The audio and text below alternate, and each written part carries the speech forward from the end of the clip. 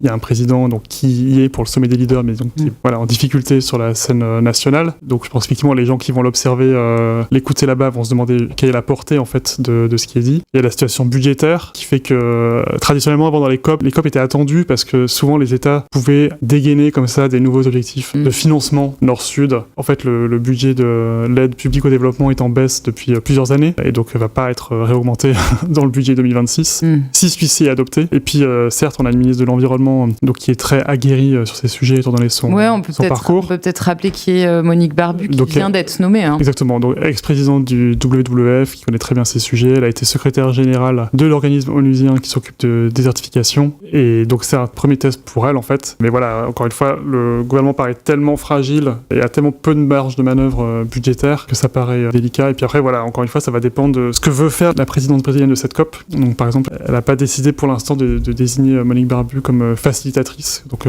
pour faire avancer un sujet thématique lors des négos. Une bonne cliente pour ça a priori.